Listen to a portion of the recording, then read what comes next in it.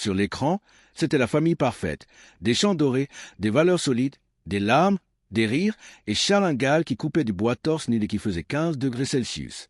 Mais derrière ce tableau idyllique made in Walnut Grove, il y avait des drames, des rivalités explosives, des secrets de famille, des scandales amoureux, des enfants stars brisés, et même des malédictions, des perruques qui faisaient saigner et des explosions réelles de toute une ville.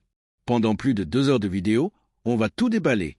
Les vraies histoires des acteurs, les coulisses les plus folles, les disputes légendaires, les carrières inattendues et les révélations que vous n'avez probablement jamais entendues. Alors attachez vos bonnets, prenez un bol de flocons d'avoine comme Carrie, et c'est parti pour le plus grand débrief jamais fait sur la petite maison dans la prairie. Likez dès maintenant si vous êtes prêts, abonnez-vous, activez la cloche, et on commence tout de suite. Avant même de devenir Charles Ingalls, Michael Landon était déjà une icône grâce à Little Joe dans Bonanza. Pendant 14 saisons, il a incarné le plus jeune fils Cartwright avec son sourire ravageur et ses chemises ultramoulantes. Quand NBC annule Bonanza en 1973, Landon ne jette rien. Il récupère des dizaines de scénarios jamais tournés et les recycle carrément pour la petite maison.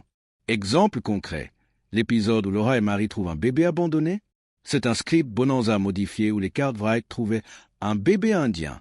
Idem pour plusieurs histoires de voleurs de bétail ou d'épidémies. C'était du génie économique. Pourquoi gaspiller de bonnes idées? Mais ce recyclage a alimenté une rumeur persistante. La série serait maudite. Pourquoi? Parce que plusieurs acteurs majeurs sont morts d'un cancer après la fin du show. Michael Landon, cancer du pancréas à 54 ans en 1991. Victor French, Doc Baker, cancer du poumon en 1989. Kevin Hagen, Dr Baker, cancer de l'ésophage en 2005. Merlin Olsen, Jonathan Garvey, mésothéliome en 2010. Sur les forums des années 90 à 2000, les fans parlaient d'une malédiction de Walnut Grove. Certains allaient jusqu'à dire que c'était à cause du plateau de Simi Valley, construit sur un ancien site d'essai nucléaire, le Santa Susana Field Laboratory, à seulement quelques kilomètres, contaminé au tritium et au plutonium. Aucune preuve scientifique n'a jamais été apportée, et les médecins parlent plutôt du tabagisme très répandu à Hollywood à l'époque plus coïncidence tragique. Aujourd'hui, la plupart des acteurs principaux sont toujours en vie, Melissa Gilbert, Alison Argrim, Dean Butler, etc., ce qui a définitivement enterré la théorie de la malédiction, mais elle continue de fasciner. Le tout dernier épisode de la série, diffusé en 1984, est complètement dingue. Les habitants décident de faire exploser toute la ville avec de la dynamite plutôt que de la laisser à un promoteur immobilier. On voit les maisons, l'église, l'école sauter une à une. 2 théories s'affrontent depuis 40 ans. Michael Landon, furieux que NBC ait raccourci la dernière saison et refusé une saison 10, aurait ordonné la destruction du décor par pure vengeance. Si je ne peux plus la voir, personne ne l'aura. La version officielle. Le terrain de Simi Valley appartenait à Paramount, qui voulait le récupérer propre pour le louer à d'autres productions. Démonter les décors aurait coûté une fortune. Tout faire sauter était plus rapide et moins cher. La vérité? Un peu des deux. Landon a confirmé dans une interview de 1984 qu'il trouvait l'idée poétique que Walnut Grove meure plutôt que de servir à autre chose, mais il a aussi admis que c'était la solution la plus pratique. Résultat, des tonnes d'explosifs réels, 18 bâtiments rasés en une journée et une séquence culte. La série se passe dans le Minnesota, mais a été tournée à Simi Valley et au Big Sky Ranch en Californie. L'été, il faisait régulièrement 45 à 50 degrés Celsius à l'ombre. Imaginez Melissa Gilbert en robe longue, jupon, corset, bonnet, chaussettes en laine et bottines, sous un soleil de plomb. Le premier jour de tournage, un assistant s'est évanoui net. Karen Grass, Caroline, a raconté qu'elle perdait jusqu'à 3 kilos par jour à cause de la transpiration. Entre les prises, les actrices mettaient des sacs de glace sous les jupons ou se cachaient dans les rares zones d'ombre. Michael Landon, lui, était souvent torse nu, on y reviendra, donc il s'en sortait mieux. Mais il a imposé une règle, pas de climatisation dans les décors intérieurs pour garder l'authenticité du son. Résultat, les acteurs suffoquaient dans la maison des Ingalls reconstituée sans ventilation. On continue avec un des personnages les plus attachants, Albert Ingalls, le fils adoptif des Ingalls. Derrière ce petit garçon sage aux lunettes se cache une histoire complètement folle. Matthew Labiorto est né le 8 décembre 1966 avec un trou au cœur. Les médecins disaient qu'il ne survivrait probablement pas. Ses parents biologiques l'abandonnent à la naissance. Il est adopté à 9 mois par Ron et Frankie Labiorto, qui avaient déjà adopté un autre garçon, Patrick, qui jouera plus tard Andy Garvey dans la série. Enfant, Matthew est hyper timide, presque mutique. Il ne parle quasiment pas jusqu'à 5 ans. Ses parents pensent même à de l'autisme. Et là, miracle, on lui offre une borne d'arcade à la maison. Pac-Man devient sa passion absolue. 1982, Matthew a 15 à 16 ans. Il participe au championnat national de Pac-Man organisé par Atari et il explose tout le monde. Score final, 1 240 040 points. Il devient champion des États-Unis et apparaît en couverture du magazine Life avec la manette à la main. Il est invité partout, émissions TV, plateau télé, on le présente comme le gamin qui mange les fantômes plus vite que son ombre. Mais le plus fou, c'est que cette passion ne s'est jamais arrêtée. Aujourd'hui, à 58 ans, Matthew Laburto est l'une des voix les plus connues du jeu vidéo mondial. Il double Jarael et plusieurs personnages dans Star Wars.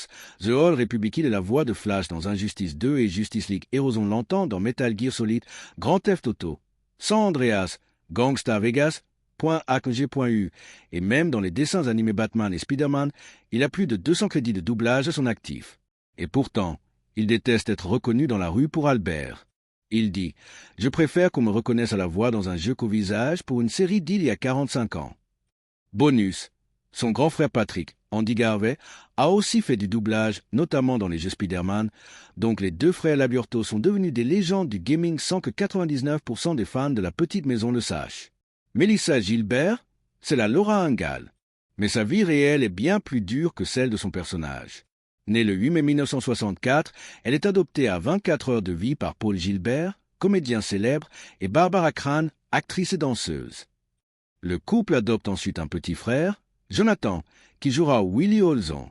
À 8 ans, Melissa apprend qu'elle a une malformation congénitale de la colonne vertébrale, spondylolisthésis. Les vertèbres glissent les unes sur les autres. Les médecins lui disent « Tu vas rétrécir de plusieurs centimètres avec l'âge ». Effectivement, elle mesurait un M65 à 15 ans et un M57 aujourd'hui. Sur le tournage, elle souffre en silence. Elle porte des corsets rigides sous ses robes, fait des infiltrations et continue de courir dans les champs comme si de rien n'était. Moment culte, l'épisode du mariage de Laura et Al Manzo, saison 7. Melissa a 15 ans, Dean Butler, Al Manzo, en a 23. C'est son tout premier baiser, et il a lieu devant 200 personnes et les caméras. Elle a raconté « J'étais morte de trouille. J'avais l'impression d'embrasser mon grand frère. » Dean Butler, lui, était terrifié. Je me disais que tout le monde allait penser que j'étais un pervers. Sa mère, Barbara, était dans le public, et a pleuré toutes les larmes de son corps en voyant sa fille devenir une femme à l'écran. Mais le vrai drame arrive plus tard. Michael Landon commence une liaison avec la maquilleuse Cindy Clerico, 20 ans de moins que lui, alors qu'il est encore marié. Melissa voit Landon comme un deuxième père. Elle passe tout ce week-end chez lui avec Leslie Landon, sa meilleure amie. Quand elle apprend l'adultère, elle est dévastée. Elle coupe les ponts pendant presque 10 ans. Ils ne se reparleront qu'en 1991, quand Landon apprend qu'il a un cancer du pancréas en phase terminale. Melissa accourt à son chevet. Ils se réconcilient en larmes. Une semaine plus tard, il meurt. Elle dira « J'ai eu juste le temps de lui dire que je l'aimais encore comme un père. » Mary Ingalls, la grande sœur sage et aveugle, incarnée par Melissa Sue Anderson, que tout le monde sur le plateau appelait la glaciale. Dès le début, les deux Melissa ne se supportent pas. Gilbert la trouve hautaine, Anderson trouve Gilbert trop extraverti, bébé gâté par Landon. Dans ses mémoires préritales, 2009, Melissa Gilbert écrit carrément « Melissa c'était froid comme un frigo. On n'a jamais réussi à être amis. » Anderson répondra plus tard « J'étais juste concentré sur mon travail. Et mon divorce parental à 13 ans ne m'a pas aidé à faire copine-copine. » En 1978, elle est nominée aux Emmy pour son épisode où Marie devient aveugle, la seule nomination aux Emmy de toute la série. Mais en 1981, elle en a marre. Son personnage accumule les galères, mariage raté, bébé qui meurt dans un incendie. Elle demande à partir. Elle tourne son dernier épisode, récupère même la vue, épisode détesté des fans, et claque la porte. Ensuite, quelques téléfilms, puis elle épouse le producteur Michael Sloan, a 2 enfants, et déménage à Montréal en 2002. Elle devient citoyenne canadienne en 2007 et disparaît presque totalement d'Hollywood. Elle sort un livre en 2010, The Way I See It, où elle règle gentiment ses comptes, sans jamais revenir aux conventions de fans. Nellie Olson, c'est la méchante la plus culte de l'histoire de la télé. Et Alison Argrim l'a rendue inoubliable. Mais saviez-vous que les fameuses boucles blondes étaient une perruque tellement serrée qu'elle provoquait des saignements de cuir chevelu? Pendant 7 ans, elle a souffert le martyre. Elle raconte « À la fin de la journée, j'avais du sang dans les cheveux. » Enfant, Allison a vécu l'enfer. À 8 ans, son oncle la viole pendant des années. Elle ne le dira publiquement qu'en 2004. Jouer la méchante Nellie a été sa thérapie. Je mettais toute ma rage dedans. Paradoxe absolu. Hors caméra, elle devient la meilleure amie de Melissa Gilbert. Les deux passent leur temps à faire des farces légendaires. Emballer les toilettes dans du film plastique. Michael Landon est tombé dans le piège plusieurs fois. Mettre des grenouilles vivantes dans le maquillage, remplacer le café de la cantine par du déca. Allison est aujourd'hui militante contre les abus sexuels sur enfants et fait toutes les conventions petite maison avec un humour noir incroyable. Charles Ingalls, le papa parfait, incarné par un homme qui adorait choquer. Il porte des talonnettes dans ses bottes parce qu'il complexe sur ses M75. Il se teint les cheveux depuis ses 20 ans. Il était déjà grisonnant sur Bonanza.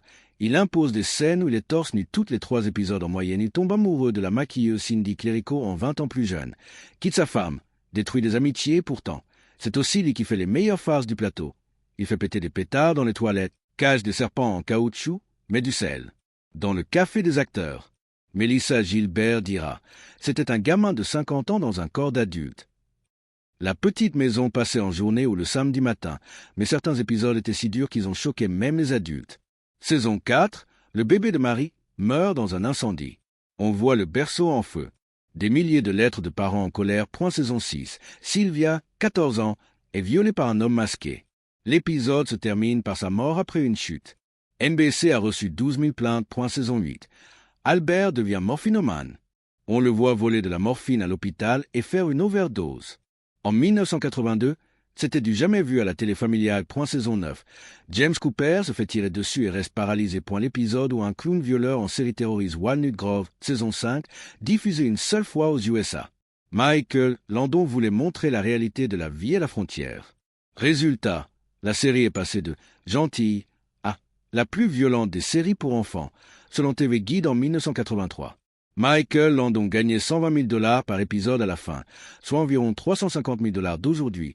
Melissa Gilbert, $40 000 monte à $75 000 en saison 9. Karen Grassle, seulement $12 000 au début, puis $25 000 après s'être battu. Allison Argrim, Nellie.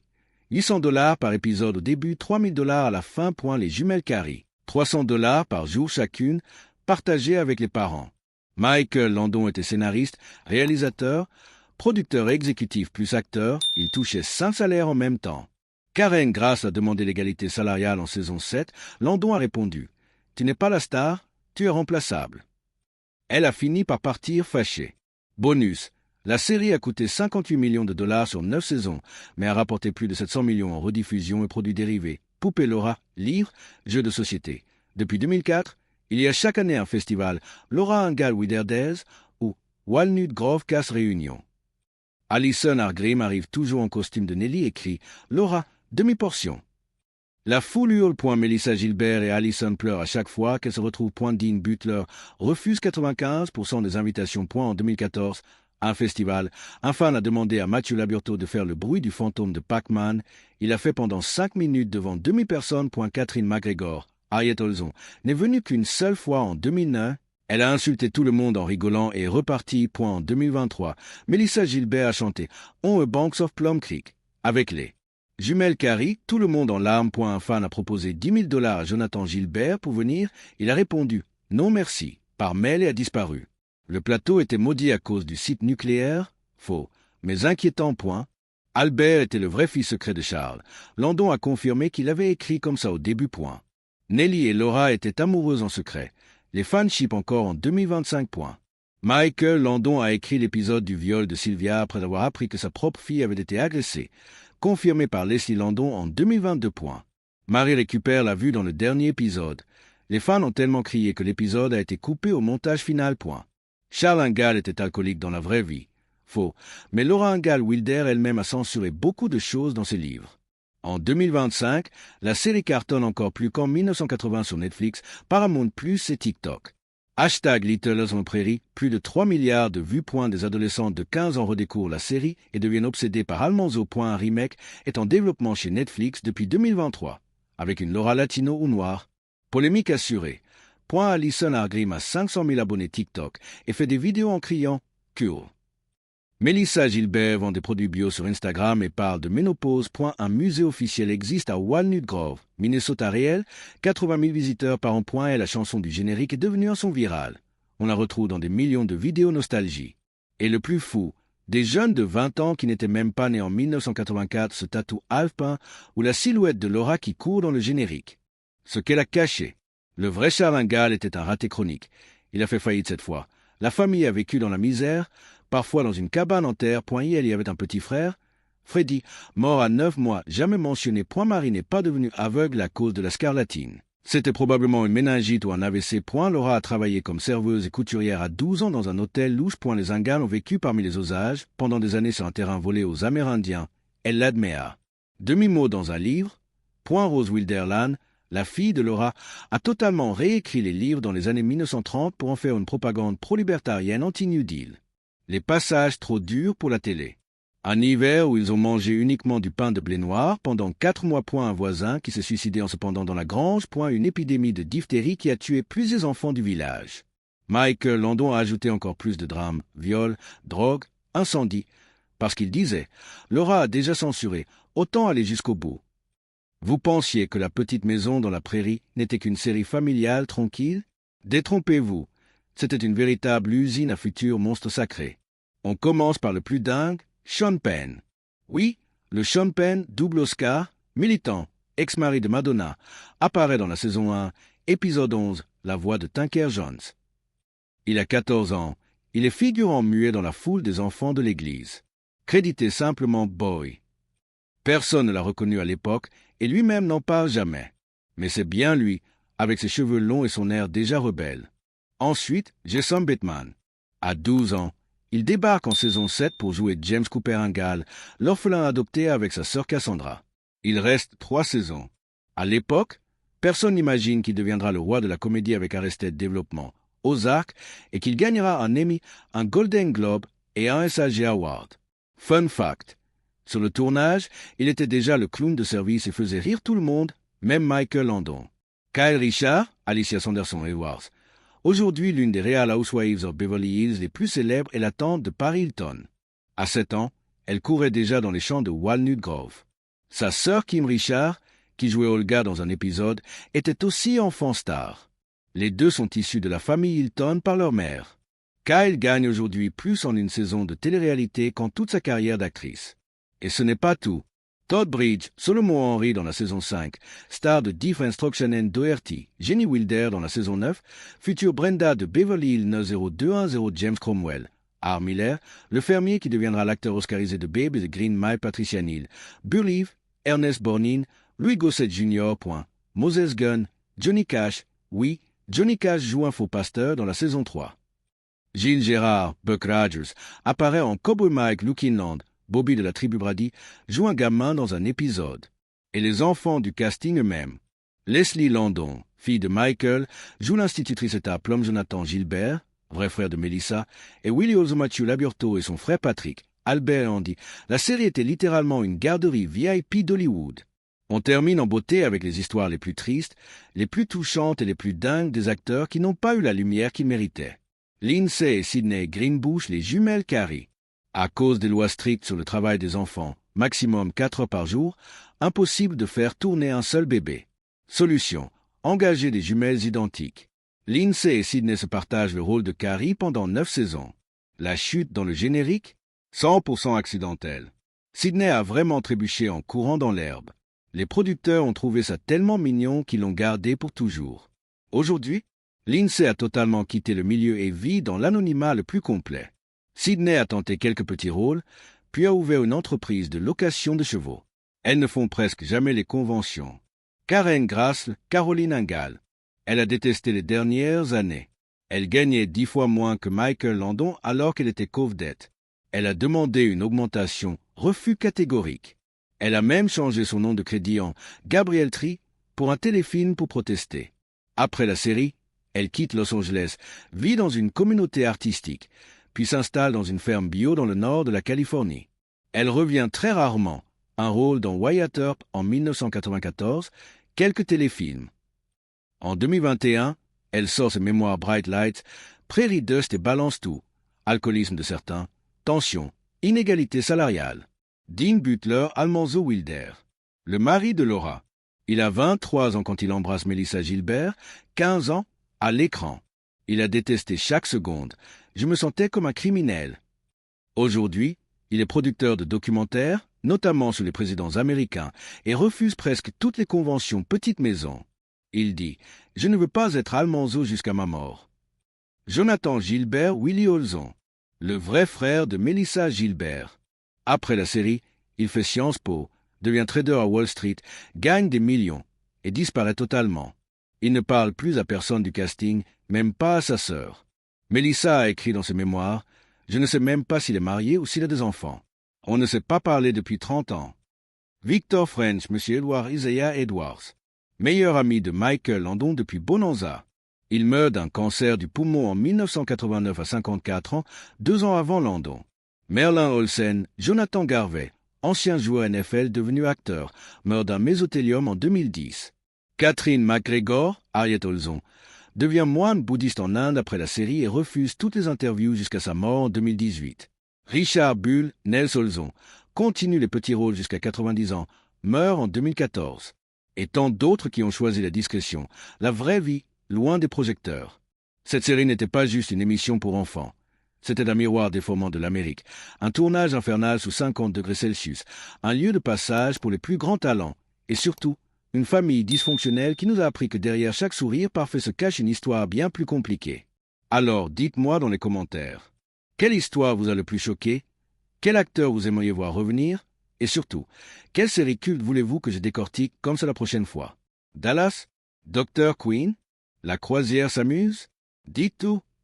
Si cette vidéo vous a plu, explosez le bouton like. On vise les 50 000 likes. Partagez-la à tous ceux qui pleuraient devant Laura et Almanzo. Abonnez-vous et activez la cloche, parce que la prochaine vidéo géante arrive très vite. Merci d'avoir tenu jusqu'au bout. Vous êtes les meilleurs. Portez-vous bien, et que Dieu vous garde, comme on disait à Walnut Grove.